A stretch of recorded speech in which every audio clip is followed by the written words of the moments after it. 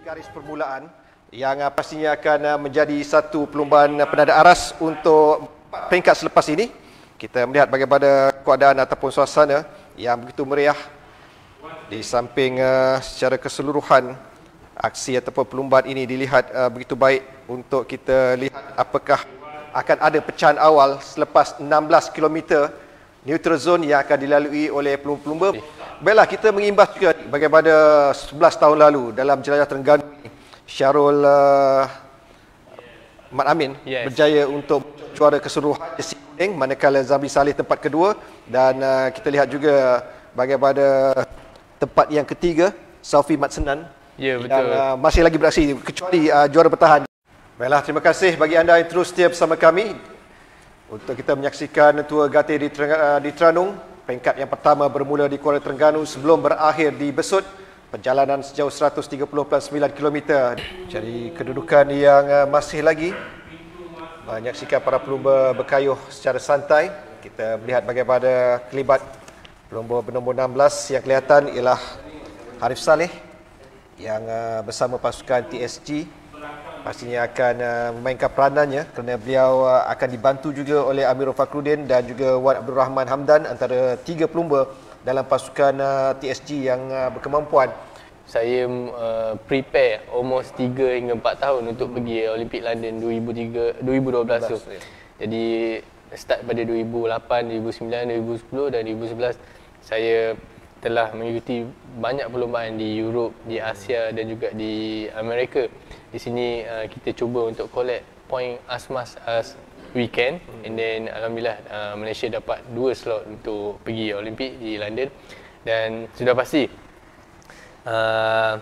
Olimpik 2024 ni saya rasa tidak ada masalah untuk para pelumba daripada Malaysia untuk mewakili Malaysia untuk pergi Olimpik, kecuali mereka seharusnya mempunyai letak gol yang tinggi untuk mewakili Malaysia di Olimpik Paris 2024. Bayangkanlah 2012 adalah penyertaan 2 pelumba negara ke pentas Olimpik, dan selepas itu dalam 2 edisi di Rio dan juga di Jepun, di Tokyo pada 2020. Kita melihat 2021 tidak ada wakil Malaysia. Jadi kerana itulah saya mengajukan soalan ini, Dedek. Kerana kita mengharapkan ada lagi pelumba-pelumba yang mampu beraksi di pentas ataupun sukan tertinggi dalam arena berbasikal ini. Kita melihat bagaimana sekarang ini para pelumba bersedia untuk dilepaskan di 0 km. Dan lihat di sinilah perlumbaan sebenar, attack mula dilakukan oleh pelumba dari TSC Sapura sekarang ini berada di hadapan. Apakah ia akan berjaya untuk melakukan breakaway? Jadi usaha tunggal pelumba solo sekarang ini yang berjaya untuk memisahkan, tapi soalannya berapa lamakah beliau mampu untuk bertahan, kerana di belakang kelibat pelumba lain masih lagi memberikan respon dalam setiap usaha pecahan yang dibuat oleh mana-mana pelumba. Jadi ini adalah pecahan yang kedua dan berjaya untuk membentuk kumpulan harapan dengan seorang pelumba dari pasukan TSC yang berjaya untuk berada di hadapan sekali. Jadi seorang lagi pelumba berjaya untuk mengiringi Zamri Saleh 131 yang pada ketika ini berada di kumpulan, membentuk kumpulan hadapan. Jadi Zamri yang memberikan respon yang baik. Jadi persoalannya di manakah kedudukan kumpulan besar? Apakah jarak yang besar jauh dapat dilakukan oleh kedua pelumba ini? Mereka silih berganti. Kirian Akmal pula mengambil alih tugas di hadapan, di mana Zamri akan melakukan recovery sebelum menggerakkan usaha itu bagi membolehkan mereka dua pelumba ini akan cuba mendapatkan 5 mata maksimum dengan 3 saat bonus yang akan diberikan kepada setiap pelumba. Okey Razli, kita lihat Zamri mewakili Armed Force, Haris Saleh mewakili pasukan Sapura, TSG, Haris Saleh, yes. Anwar Mana mewakili pasukan Terengganu Testin. Kesemua mereka ni mewakili pasukan berlainan, Razli. Di sini kita boleh lihat saingan akan menjadi sengit di sini, Razli. Dan tidak lupa kepada bekas pemenang Yellow Jersey Tour di Selangor 2017 iaitu Zawawi Azman daripada pasukan Armed Force. Beliau juga mengikuti perlombaan ini. sewaktu perlumbaan siapakah yang lebih unggul untuk mendapatkan peluang dan juga menggunakan segala kelebihan yang mereka miliki selepas persediaan rapi untuk mengikuti jelajah Terengganu ini. Dan kita melihat bagaimana kedudukan pelumba. Zamri Saleh tempat pertama, Akmal di tempat kedua, dan juga saya lihat tadi pasukan daripada pasukan TSG, kemungkinan Haris Saleh ataupun Nur Amidur Fakhruddin. Lepas daripada 80 minute sprint yang pertama, Sa'ari cuba untuk bersama Zamri dan juga Akmal untuk membuat pemecahan lagi, Razli. Rider akan saling berganti pemecahan ni. Di sini kita boleh lihat national champion kita Muhammad Sa'ari daripada pasukan Sapura. Beliau membuat attack solo di sini seperti Akmal yang membuat pada awal perlombaan tadi, Razli. Jadi dua pecahan yang dibuat, satu berjaya, tetapi sekarang ini para pelumba kembali ditangkap oleh Palaton. Di samping itu, juara kebangsaan pada tahun ini yang berjaya untuk cuba meloloskan diri pada 2019, banyak kejohanan disertai oleh Sari Amri pada 2019, dan kita akan melihat bagaimana kemampuan beliau untuk bertahan selepas Zamri dan juga Akmal terpaksa kembali semula ke dalam Palaton. Di sini kita boleh lihat pasukan Terengganu Rider Club juga, Razdi. Merupakan bekas pelumba pasukan Terengganu dan juga national team, iaitu Ahmad Falani dan Safi Mak Senan. Pasukan Terengganu Rider Club juga harus memberi tempuan kerana ke-6 pelumba ni, Razif, merupakan pelumba-pelumba bekas pelumba TSG. Dalam masa sama mereka mampu memberi saingan.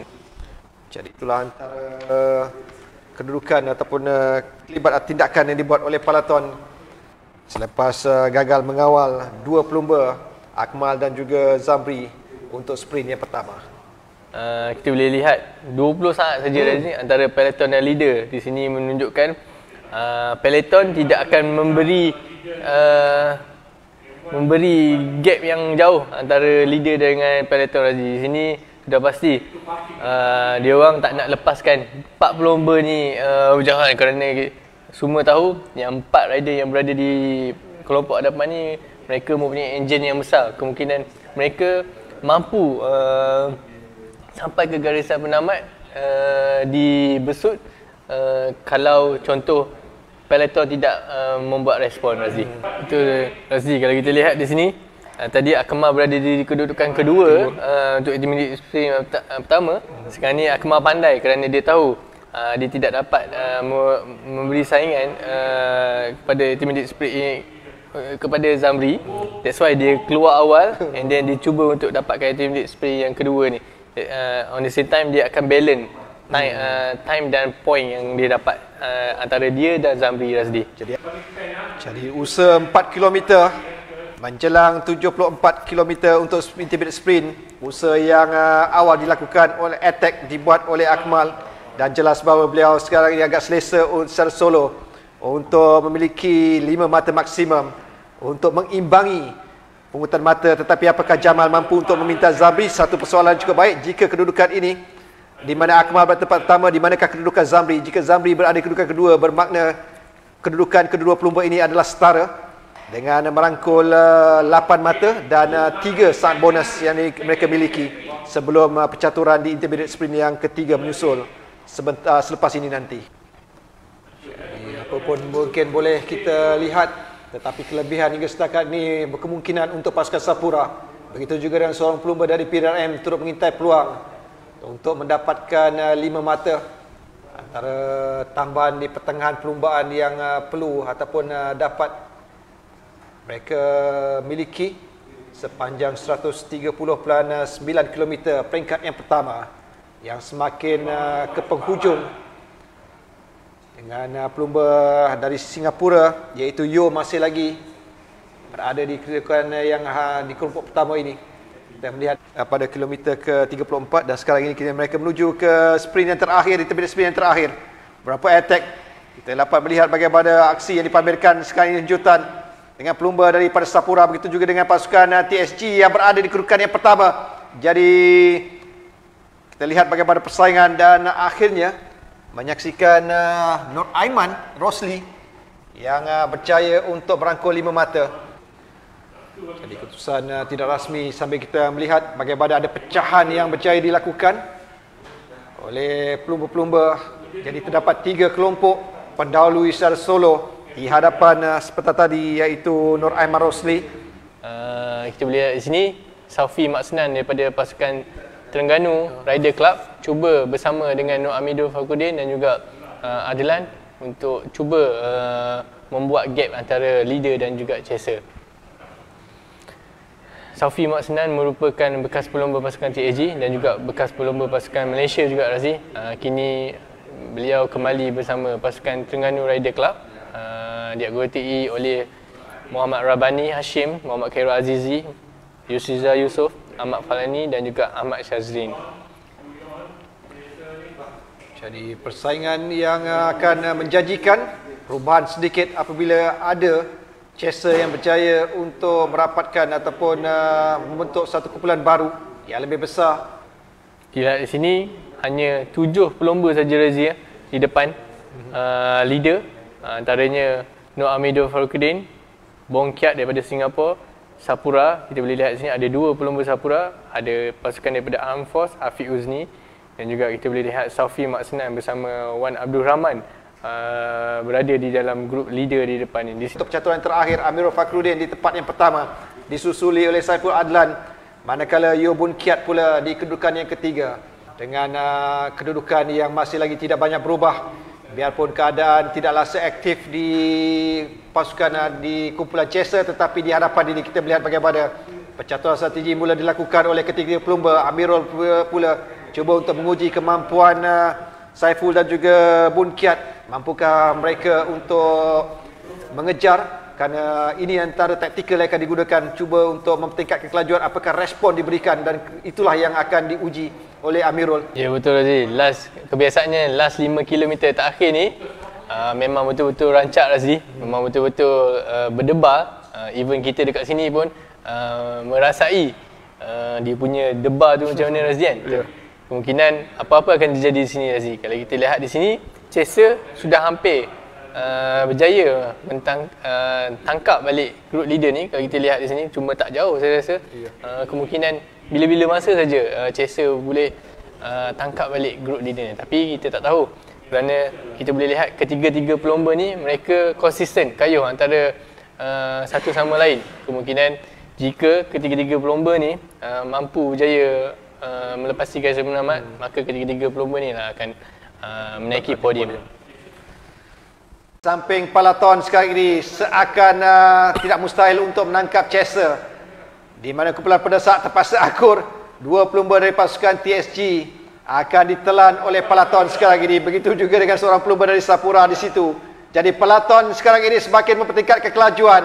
Tidak sampai 2 km terakhir ini, lihat bagaimana Sapura terus menggerakkan kedudukan di hadapan peloton, sambil pelumba dari test team juga tidak mau ketinggalan. Ya, betul saja. Kita lihat pasukan daripada Terengganu test team cuba membuat lead out, iaitu lead out antaranya Anwar Manan dan juga Faizal Izzuddin. Ya. Tetapi berdasarkan kepada bahasa tubuh, lihat bagaimana Adlan sempat melihat di belakang, ini bermakna tidak mustahil untuk kita melihat bunch sprint untuk mengakhiri peringkat yang pertama. 300 meter. Lihat bagaimana persaingan 3 penjuru. Siapakah yang akan mengungguli perlombaan ini? Dengan kedudukan Amirul Fakhruddin masih lagi menanti. Bun Kiat sekarang ini cuba menggerakkan, asalkan dilakukan oleh Saiful Adlan. Saiful Adlan cuba melakukan attack, tapi Amirul Fakhruddin di tempat yang pertama. Amirul Fakhruddin sekarang ini di hadapan menjelang 50 meter yang terakhir. Amirul Fakhruddin dari pasukan TSG berjaya mengungguli peringkat yang pertama, diikuti Saiful Adlan tempat yang kedua. Manakala Yo Bun Kiat dari pasukan Singapura Cycling Federation berjaya untuk berada di podium di kedudukan yang ketiga.